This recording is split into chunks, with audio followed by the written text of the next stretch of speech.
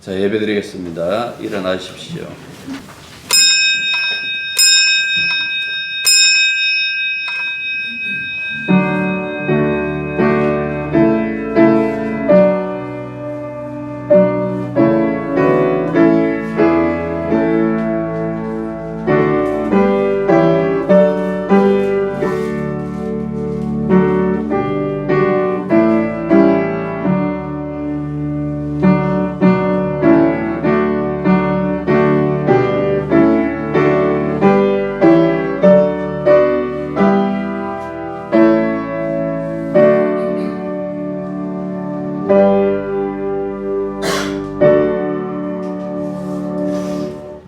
우리 주님의 넓은 품에 안겨 하늘나라의 신령한 그 은혜를 날마다 누리는 당신의 자녀들이 함께 모여 예배드릴 때에 주님께서 이 예배를 받아주시며 온전히 아버지 하나님께 영광 돌릴 수 있는 예배가 되도록 주의 영도 함께 부어주시기만 간절히 바라고나옵나이다.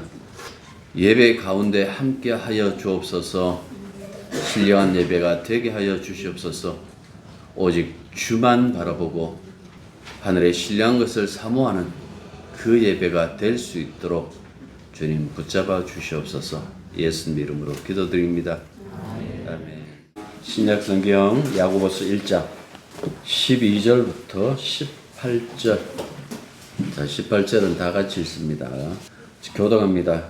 시험을 참는 자는 복이 있나니 이는 시련을 견디어 낸 자가 주께서 자기를 사랑하는 자들에게 약속하신 생명의 면류관을 얻을 것이기 때문이라.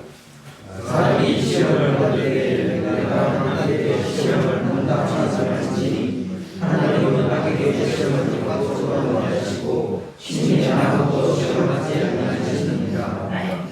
오직 각 사람이 시험을 받는 것은 자기 욕심에 끌려 미혹됨이니 욕심이 않은 주를 알고 제가 상상해서 사모를 하리라. 내 사랑하는 형제들아 속지 말라. 온갖 좋은 사사와 온전한 성품이 다 위로부터 빛들의 아버지로부터 내려오니 그는 변함도 없으시고 회장을 전적으로 없으시니라. 그가 그 피조물 중에 우리로 한 첫 열매가 되게 하시려고 자기의 뜻을 따라 진리의 말씀으로 우리를 낳으셨느니라. 아멘. 자, 우리가 읽은 이 본문 중에 12절은 이른바 축복 선언입니다. 복이 있습니다. 시험했지만은 사실 유혹으로 이렇게 번역하는 것이 좋겠죠. 유혹을 견디어내는 사람은 그 사람은 그의 참됨이 입증되어서 생명의 멸관을 받을 것이기 때문입니다. 그것은 하나님을 사랑하는 사람에게 약속된 것입니다. 라고 그렇게 말하고 있어요. 이 시련에 관련된 이 격언들이 세상에도 많잖아요. 예를 들면, 비 온 뒤에 땅이 굳는다. 그러니까 어떤 시련을 겪은 뒤에 더 강해진다라는 그런 말들도 있고, 또 겨울이 지나가야 봄이 온다. 시련과 곤란을 극복해야 승리와 성과를 얻을 수 있다라는 이 비유적인 그런 말들을 우리가 알고 있습니다. 그런데 이런 격언들은 모두 육신을 위해서 살아가는 자들이 추구하는 바이죠. 이 야고보가 말하는 이 시련, 이 유혹은 그리스도인으로 살아가는 것을 방해하려는 모든 조건 혹은 대상을 상대로 한 말이다라는 그 말씀입니다. 앞서 야고보서를 강의하면서 말씀드렸습니다마는 야고보서에 가장 큰 영향을 끼친 것이 있다면 그것은 바로 예수님의 산상설교다라고 말씀드렸어요. 12절 역시 예수님의 산상설교, 그 중에 팔복의 영향을 받았죠. 복이 있습니다. 여러분은 나 때문에 사람들이 여러분을 비방하고 박해할 때에 거짓으로 온갖 악한 말을 할 때에는 기뻐하고 즐거웠어요. 여러분이 받은 보상이 하늘에서 크기 때문입니다. 라고 그렇게 말하고 있죠. 그러니까 이 말씀을, 이 팔복의 말씀을 인용해가지고 지금 이 야고보서가 12절에서 우리가 축복의 사람이다라는 그 사실을 밝혀놓고 있는 거죠. 그러니까 이 행복을 선언하고 축복을 선언하는 것, 왜 우리가 행복한가? 왜 이 일이 축복인가라고 했을 때 시련을 참고 견뎌 이기는 자가 종말에 받을 바로 그 생명의 면류관이라고 이렇게 얘기를 했어요. 영생이에요, 영생. 그 면류관을 하나님께 받기 때문이라고 그렇게 얘기를 하고 있죠. 지금은 뭐 면류관이라 말도 잘 안 쓰고 월계관으로 번역한 이 성경들도 있어요. 여러분들 월계관하고 이렇게 하면 잘 모를 거예요. 가끔씩 왜 우리나라 마라톤 역사 이렇게 할 때에 1936년 베를린 그 마라톤에서 우승했던 송기정 옹에 돌아가셨습니다만은 그분이 우승하고 난 다음에 머리에 이렇게 관을 하나 쓴 거 있을 거예요. 그 로마 시대의 물건인데 그걸 마라톤 우승자에게 씌워줬다라는 그 말씀입니다. 지금은 그거 안 주죠. 안 주고 트로피나 메달을 주지만은 아무튼 시련을 참고 견디는 이기는 자가 받아 누리는 그 영생을 하나의 면류관으로, 그러니까 증명하는 거죠. 이겼다, 승리했다라는 그 표가 면류관이었던 것처럼 우리가 영생을 얻었다라는 것은 예수의 사람으로 온전히 이겼다라는 그 행복을 선언하고 있다라는 그 말씀입니다.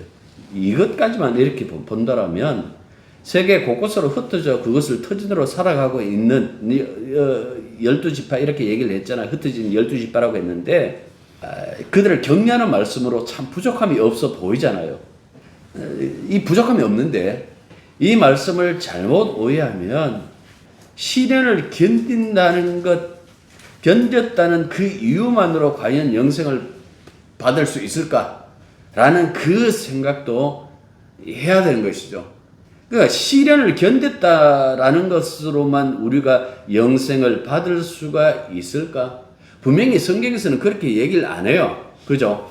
영생은 하나님이 예수 그리스도 안에서 살아가는 자들에게 값없이 내어지는 선물이라고 분명히 바울서 시인에서 우리 많이 확인했잖아요. 그러면 다른 관점인가라고 했을 때에 그러한 다른 관점으로 지금 이야기하는 것은 아니에요. 그러니까 시련을 견디고 이겨내는 것이 영생을 얻는 조건이라고 생각해서는 안 된다라는 그 말씀입니다. 13절에 보시면 이 느슨하게 연결되어 있어요. 사람이 시험을 받을 때에 내가 하나님께 시험을 받는다 하지 말지니 하나님은 악에게 시험을 받지도 아니하시고 친히 아무도 시험하지 아니하십니다. 내가 영생을 줄 테니까 내 시험 쳐서 내가 주는 이 시련을 이겨내면 내가 영생 줄게. 그렇게 하시는 분이 아니다라고 분명히 말씀하고 있는 거예요. 여기 시련, 시험 혹은 유혹 이 같은 단어예요. 페이라스모스라고. 때로는 뭐 테스트, 때로는 템프, 때로는 시험으로, 때로는 유혹으로 이렇게 번역한다라는 그 말씀입니다. 우리는 이런 말씀을 올 때마다 과연 우리가 어떻게 하면 유혹을 견딜 수가 있을까라고 생각을 해요. 중국 선교의 아버지라고 불린 허디슨 테일러가 이런 얘기를 해요. 여러분들이 한 가지 동기를 잃지 않으면 어떤 어려움을 겪는다고 할지라도 그 어려움을 견디게 해줄 것입니다. 라고 그렇게 얘기를 했어요. 그러면서 그 한 가지 동기가 무엇인가 하니까 내가 정말 그리스도를 사랑하느냐 라는 것입니다. 라고 얘기를 했어요. 그러니까 다르게 말하면 아무나 시련을 참는 것이 아니라 주를 사랑하는 사람들이 시련을 참는다 라고 그렇게 얘기를 하고 있는 거예요. 시련을 참을 만큼 주님을 사랑하는 자여야 한다고 그렇게 얘기하고 있지만은 여러분들 누구를 사랑하는 것만큼 사실 힘든 것이 세상에 없어요. 세상에서 가장 힘든 것이 무엇이냐고 묻는다면 그거는 누구를 사랑하는 것이 아닐까요? 이 사랑이 굉장히 묘해요. 늘 한결같을 수가 있는가? 우리가 그럴 수가 없어요. 주님의 제자들이 죽음을 앞둔 예수님 곁에서 다 도망쳤지 않습니까? 이 사람들이 평소에 나는 주님 사랑합니다라는 그 소리를 안 했나요? 하거든요. 바로 그 직전까지 그 얘기를 해요. 내가 주님이 감옥 가면 감옥 따라갈 것이고 주님이 죽는 자리에 가면 저도 죽는 자리에 갈 것이라고 그렇게 사랑을 표현했다라는 그 말씀에 그런데 도망쳤어요. 사랑이 부족해서 그런가요? 예, 사랑이 부족해서 그럴 수도 있어요. 근데 부활하신 예수님이 쟤들 먼저 찾아가신다고요. 왜 먼저 찾아가셨을까? 사람들이 머리에 자리 잡고 있는 것이 하나 있어요. 그냥 무조건적인 사랑은 없다. 뭔가 이유가 있고 근거가 있어야 하나님이 우리를 사랑하신다라는 그 생각. 우리는 입에다가 하나님의 은혜라는 그 단어를 붙여놓고 살고 있지만은 생각은 달라요. 누가 잘못되면 뭔가 잘못했을 거야. 누구에게 잘된 일이 있으면 저 사람 하나님 앞에 뭔가 잘한 일이 있을 거야. 조건과 결과라는 그것을 여러분들 그걸 버리지 않는 거예요. 예수님이 제자들을 먼저 찾아간 것은 그런 근원적인 오류를 지금 무력화하려는 거예요. 너희들이 먼저 날 사랑하는 것 아니라는 얘기예요. 하나님이 먼저 사랑하신다라는 그 말씀이에요. 이건 물론 요한 1서에 보면 그 말씀을 해요. 그래서 아들을 십자가에 못 박았다고 그렇게 말하는데, 사람들이 가지고 있는 그 생각의 오류, 뭔가 조건이 있어야 결과가 나온다라는 그 생각에서부터 벗어나질 않아요. 그리고 툭 하면 핑계대잖아요. 원죄와 함께 나타난 그 현상 중에 하나죠. 하나님이 따먹지 말라고 했던 선악과의 열매를 따먹어요. 그래서 그들이 벌거벗은 줄 알고 무화과 잎으로 치마를 만들어 입잖아요. 그 저녁에 하나님께서 동산을 거니시면서 말씀해요. 누가 너에게 벗었다는 것을 알게 했느냐라고 하니까, 그러면서 그 얘기를 하시죠. 내가 먹지 말라던 그 과실을 따먹었느냐라고 물으니까 뭐라고 얘기를 했어요. 하나님이 만들어 나와 함께 하게 하신 여자 때문에, 그 여자가 따주어서 내가 먹었다라고 그렇게 얘기를 하잖아요. 이번에 여자에게 묻습니다. 너는 하니까 하나님이 만들어 놓으신 창조하신 뱀 때문에. 이야기를 풀면 그렇다는 얘기예요.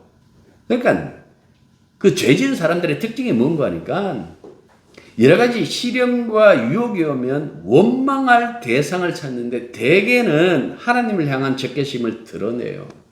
13절부터 15절 보십시오. 아까 13절 읽었죠.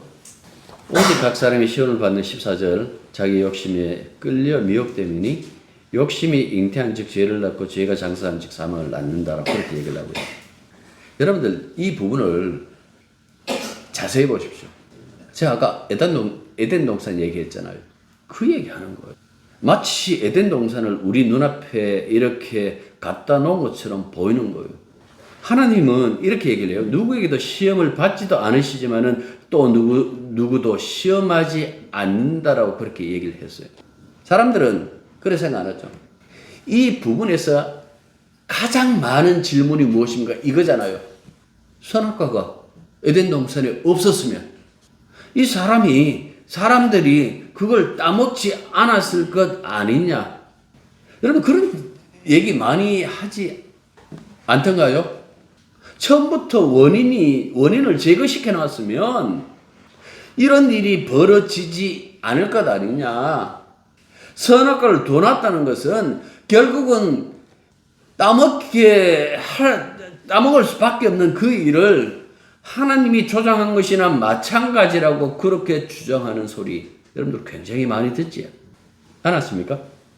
선악과를 이 사람들을 테스트하기 위하여 거기에 가져다 두었을까요? 아니에요. 그 오해입니다. 하나님이 선악과를 기준으로 세상을 다스리지 않는다는 자기 선언이에요. 생각해 보십시오. 에덴 동산에 그 남자와 여자가 있을 때에 조건을 걸었습니까? 조건 안 걸었어요. 따먹지 말라. 이 조건인 줄 아십니까? 아니요. 내하고 상관없다라는 얘기예요. 너의 모든 필요를 내가 은혜로 공급하겠다라는 그 선언이기도 하고요. 하나님은 선악을 기준으로 세상을 다스리지 않겠다는 자기 선언임에도 불구하고 그 사람들을 따먹어요.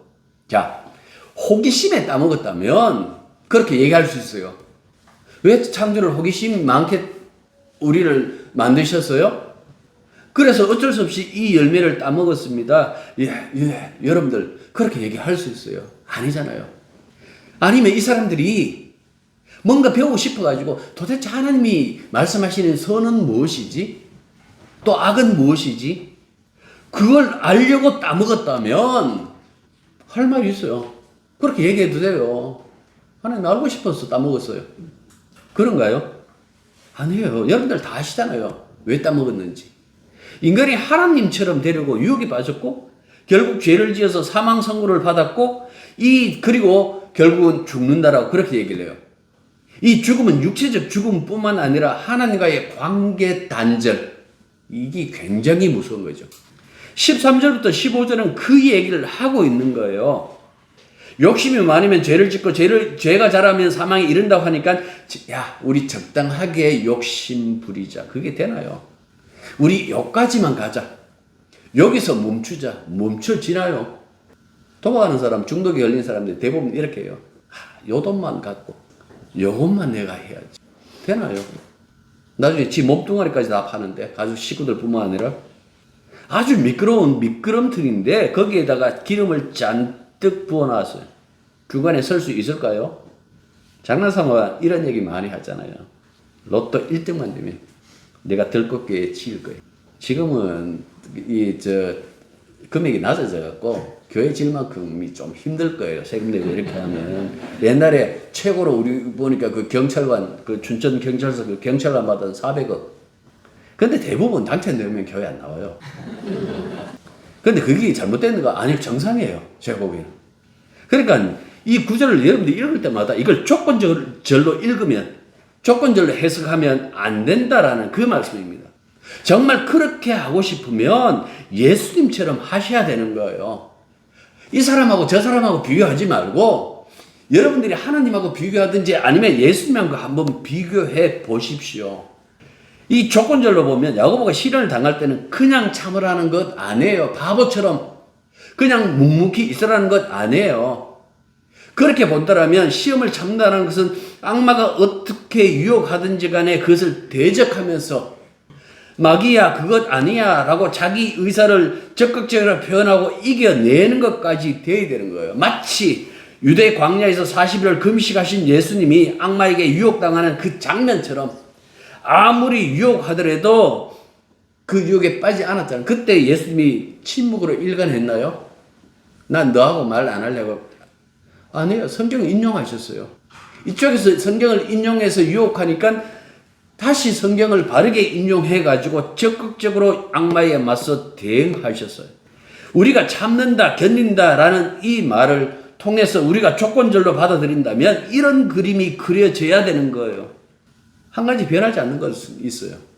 에덴 동산에서 아담을 유혹했던 그 악마가 예수님의 광야 40일 금식 때 유혹했던 그 악마가 지금도 여전히 똑같이 역사하고 있다라는 그 말씀입니다. 그런데 누가 예수님처럼 유혹에 넘어가지 않아. 수많은 사람들이 유혹에 넘어가요. 우리 성경의 인물들, 그래서 자식들 놓으면 이 유럽 쪽에서는, 서양에서는 그렇잖아요. 그 성경의 그 인물들의 그 이름들을 따와가지고 자식의 이름을 삼는다고요. 그런데 그들 가운데서 유혹에 넘어가지 않는 자가 어디에 있던가요? 야고보는 이런 얘기를 해요. 하나님이 너 테스트, 그건 네 욕심이야. 선악 같은 거는 이게 정말 내 말 잘 듣고 따먹지 않는지 따먹는지 한번 보자 테스트 한다고? 아니, 하나님 그런 분 아니시요. 창조하실 때 이미 모든 것을 다 채우신 그분이 무엇이 아쉬워가지고 그렇게 할까? 네가 유혹에 빠졌다면 그것은 하나님이 아니라 너 속에 있는 그 탐욕 때문에 그렇다. 그 탐욕과 악마가 만나서 얼씨구나 조건하고 짝짝꿍을 이루었다. 그래서 죄가 이루어지고 결국 사망할 수밖에 없다라는 그 인간의 현실을 얘기해 주고 있는 거예요. 게다가 힘든 일을 당하면 주변 사람들이 왜 힘든지 잘 알아보지도 않아요. 앞서도 말한 것처럼 하나님께 벌을 받는다 생각하는 거예요.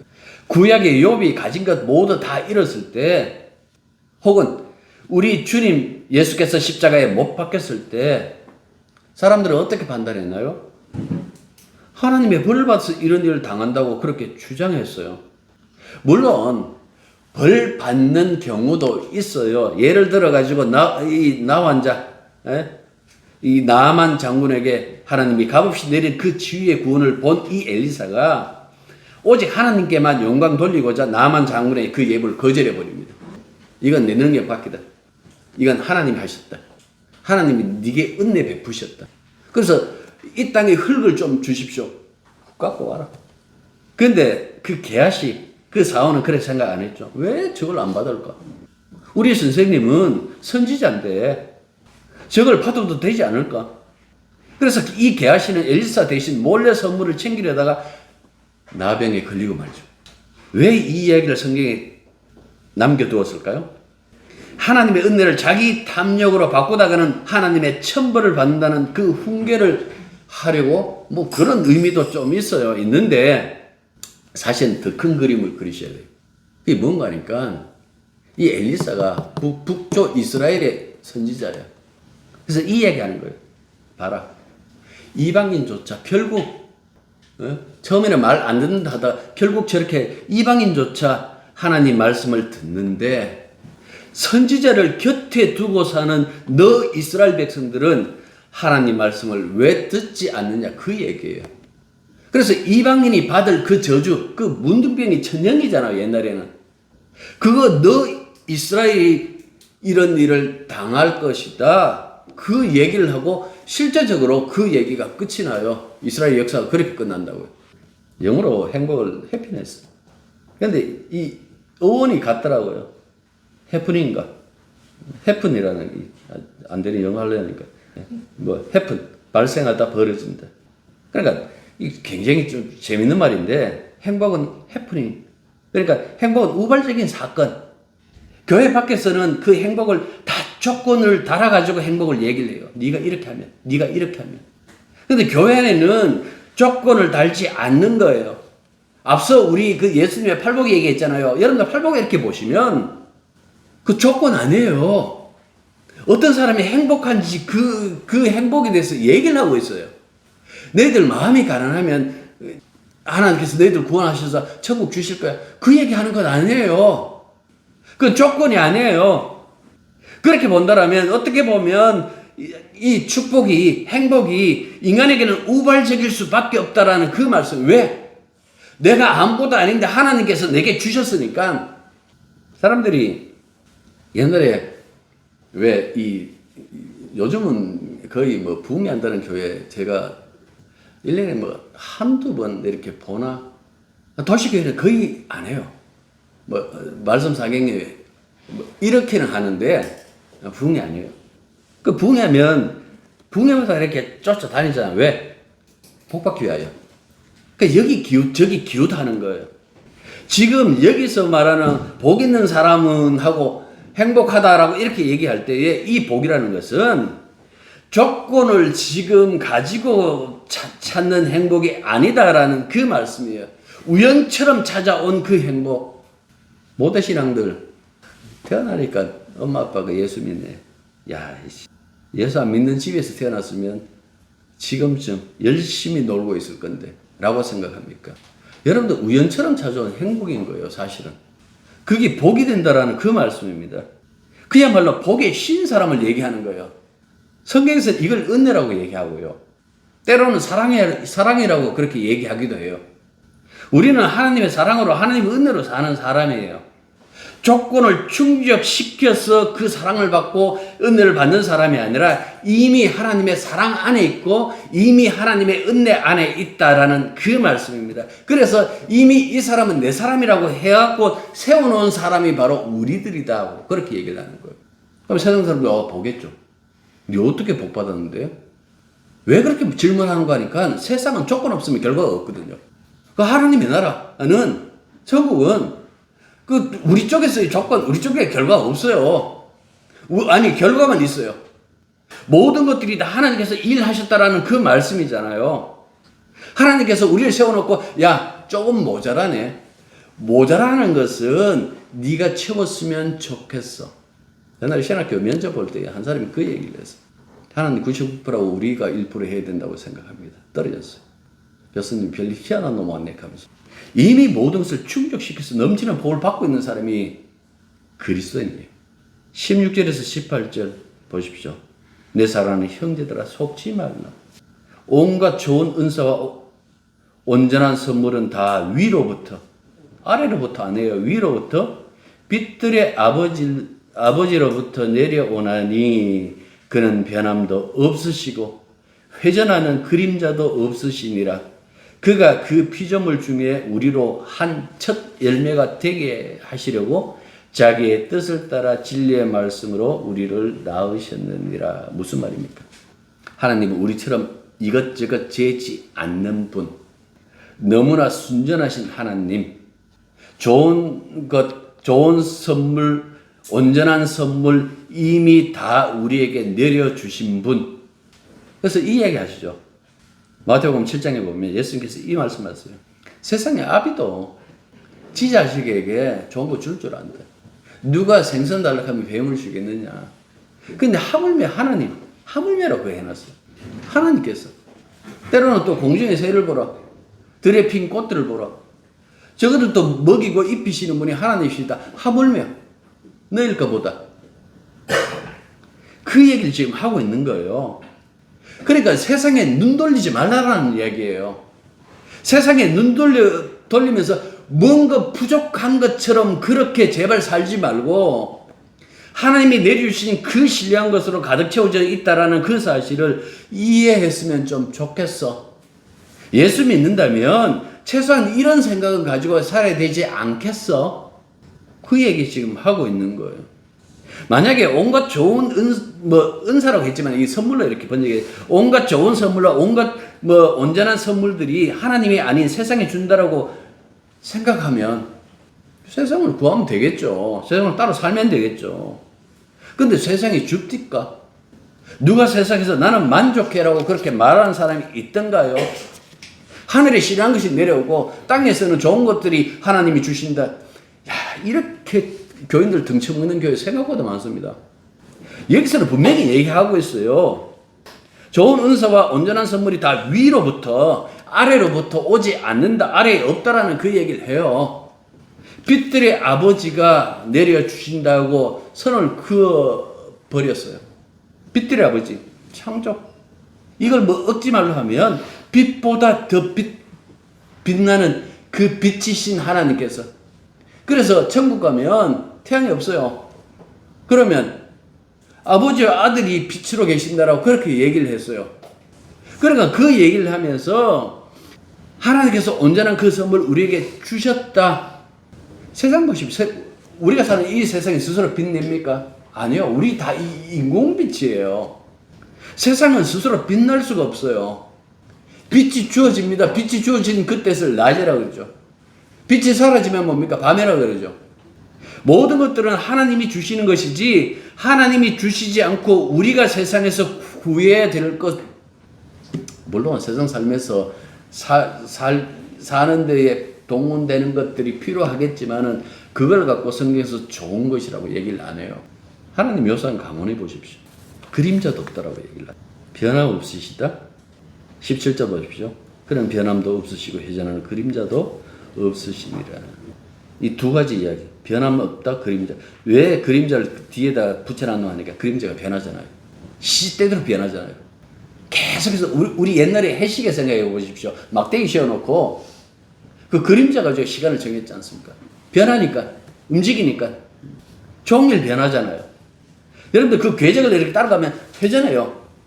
하나님은 변하지 않는다라는 것을 이렇게 지금 강조하고 있는 거예요. 모든 피조물은 다 변해요. 시편 102편에서 왜 우리 그 얘기를 하잖아요. 이 우주도 옷처럼 하나님께서 갈아 입을 수가 있는 것처럼 바꿀 수가 있다고 그렇게 얘기를 하잖아요.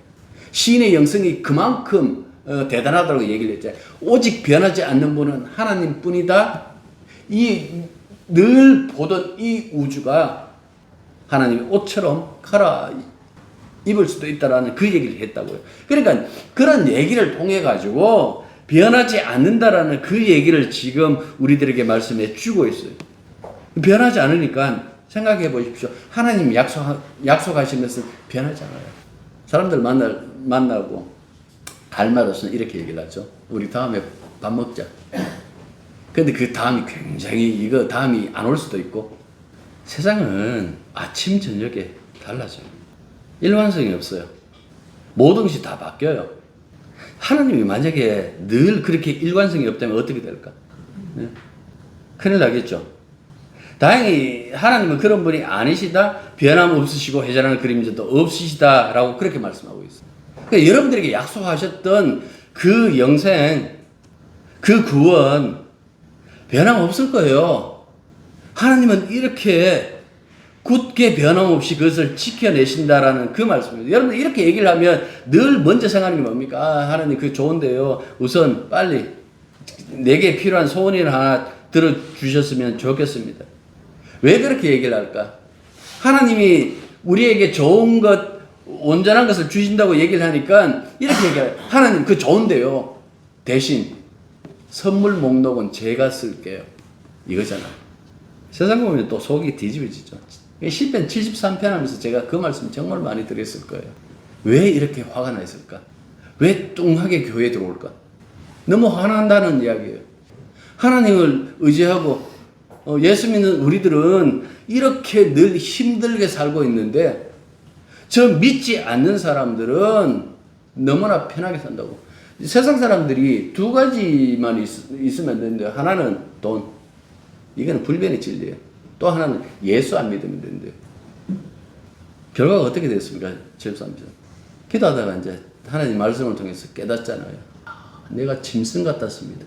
하나님이 어떤 분이신지 모르고 제가 이렇게 착각했습니다. 저들은 다 망한다라는 그 사실을 제가 깜빡했습니다. 그래서 나중에 하나님 찬양하고 이렇게 즐거운 마음으로 나간다고요. 그래서 이런 말씀 역시 마찬가지예요. 여러분들 보십시오. 뭘 주시는가? 마지막 18절 보십시오. 그가 그 피조물 중에 우리로 한 첫 열매가 되게 하시려고 자기의 뜻을 따라 진리의 말씀으로 우리를 낳으셨느니라 라고 이렇게 얘기를 했어요. 선물이 뭘까요? 진리의 말씀이에요. 진리의 말씀은 뭘까요? 복음이에요. 복음이 뭔가요? 십자가예요. 십자가의 복음은 우리를 구원하시기에 완벽한 거예요. 예수님 십자가 말고 거기에 좀 더 덧붙여가지고 할례 받아야 된다, 안식일 지켜야 된다, 그 다 깨지잖아요. 갈라디아서 보면 1장 10절 그 얘기를 하죠. 저주받을지라고. 여러분들 십자가의 복음은 우리를 구원하기 위해 완벽할 그 정도 선이 아니에요. 그러면 우리의 구원을 넘어서 이 우주 전체를 구원하는데 부족함이 없다라고 얘기를 하고 있어요. 하나님께서 첫 창조 엿을 동안 이렇게 만드실 때마다 뭐라고 얘기를 했어? 좋구나, 좋구나.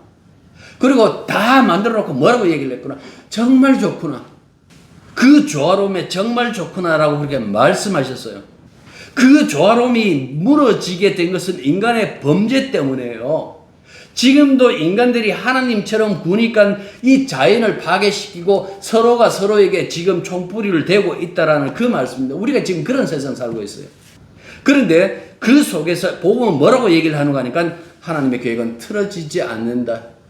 아들 예수로 말미암아 십자가의 피로 말미암아 내가 이 우주 전체를 다 새롭게 할 것이다 하고 그렇게 말씀해요. 여기서 첫 열매라고 얘기하는 것은 새 창조의 첫 열매라는 이야기예요. 교회란 것이 그래요. 여러분들 보시기에 아무것도 아닌 그냥 와갖고 잠깐 앉았다가 설교 듣고 그 다음에 밥 먹고 가는 그 장소라고 생각하겠지만은 우리 이 공동체 주님과 함께하는 이 교회가 새 창조의 첫 열매라고 그렇게 얘기를 해요. 그리고 이 교회 안에 하나님이 주신 온갖 좋은 선물과 완벽한 선물을 받은 선물이 가득한 그 공동체라는 그 사실을 얘기를 해주고 있어요.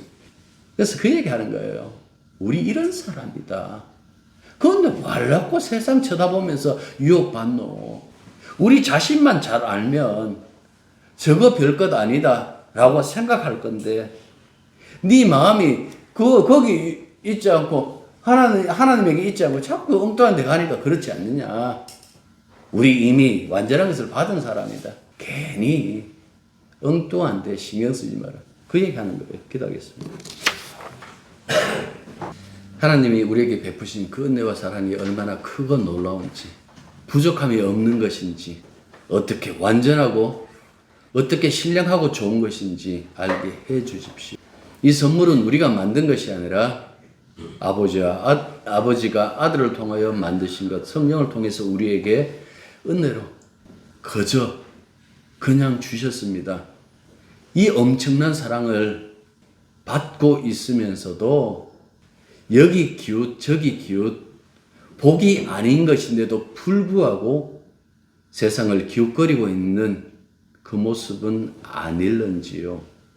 야고보가 권면한 것처럼 이미 온전한 것을 다 받은 우리들이기에 오직 주님만 사랑하고 서로 사랑하며 이 하나님의 사랑을 세상에 자랑스럽게 전달할 수 있는 그런 저희들이 되게 도와주옵소서. 예수님의 이름으로 기도드립니다. 이제는 우리 주 예수 그리스도의 은혜와 하나님의 크신 사랑과 성령의 교통하심과 교제하심이 진실로 하나님이 온전히 충만하게 주신 그 선물을 바라보며 세상의 유혹을 넘어서는 당신의 자녀들 위해 이제부터 항상 함께 있기를 축원합니다. 아멘.